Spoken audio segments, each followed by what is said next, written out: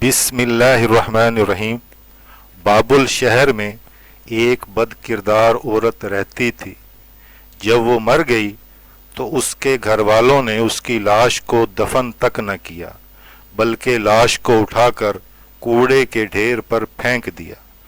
हज़रत मूसा अलैहिस्सलाम कोहे तूर पर अल्लाह से हम कलाम होने के लिए जब गए तो अल्लाह ने फरमाया, ए मूसा, बाकी बातें बाद में होंगी, पहले वापस जाओ, मेरी एक कनीज की लाश कूड़े के ढेर पर पड़ी है, उस लाश को उठाओ और उसकी तदफीन करो।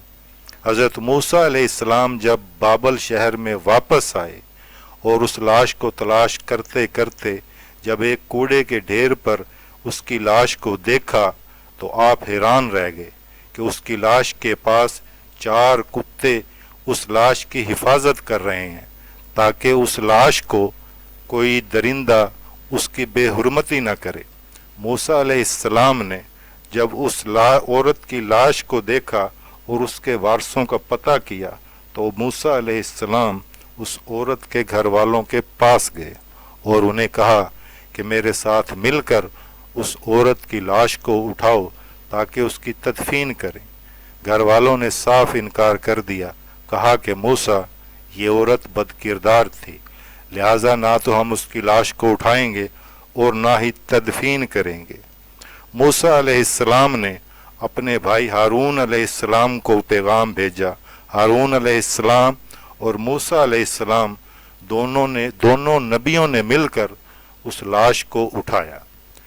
हज़रत मूसा अलैहिस्सलाम ने नहलाने वाली औरतों का पता किया तो उन औरतों ने भी लाश को नहलाने से इनकार कर दिया।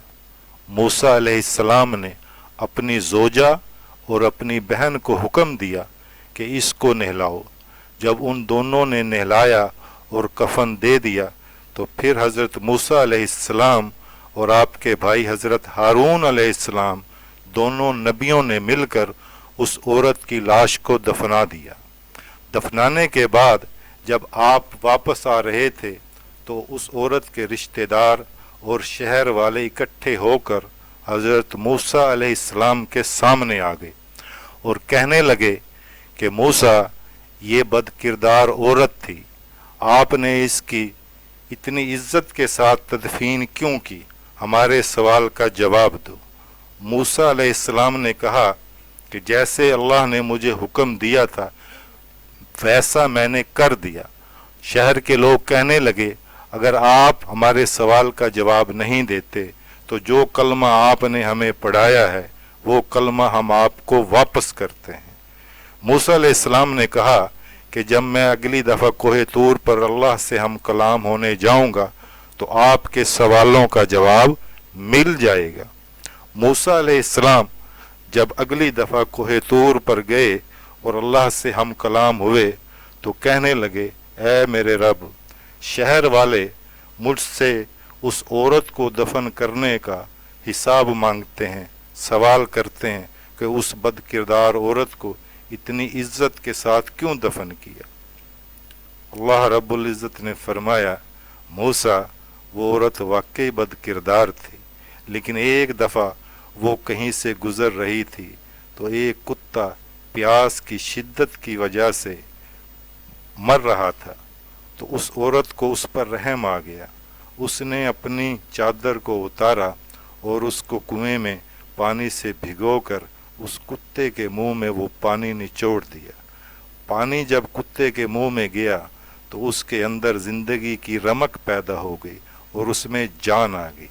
ऐ मूसा, उस औरत की कुत्ते पर ये रहम दिली मुझे इतनी पसंद आई कि मैंने उसी वक़्त जिब्रील को हुक्म दिया कि इस औरत की रूह कब्ज़ कर ले ताकि ये दोबारा बदकिरदारी वाला काम ना कर सके। सुभान अल्लाह, सुभान अल्लाह।